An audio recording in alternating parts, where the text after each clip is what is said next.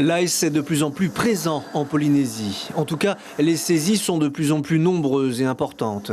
L'État a mis en place l'an passé l'OFAST, traduisez l'Office anti-stupéfiants, ainsi que la CROSS, la cellule de renseignement opérationnel sur les stupéfiants. Deux services dont les membres travaillent ensemble, bien que venant de la gendarmerie, de la police, des douanes, du parquet et même de la marine nationale. Et ce, pour plus d'efficacité dans la lutte contre les drogues et notamment l'ice.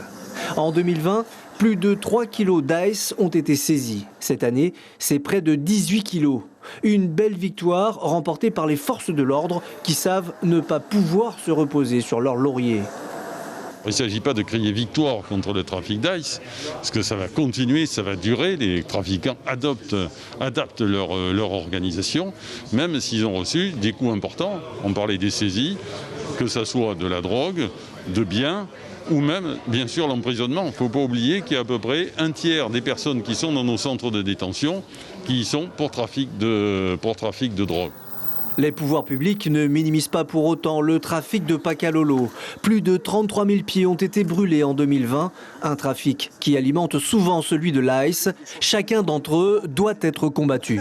Les forces de l'ordre, les services enquêteurs, le procureur, le tribunal correctionnel font, comme on dit, tomber un réseau. Et un autre, effectivement, naît aussitôt. Parce que effectivement les profils des trafiquants sont ainsi faits, si je puis dire, et que les profits sont colossaux.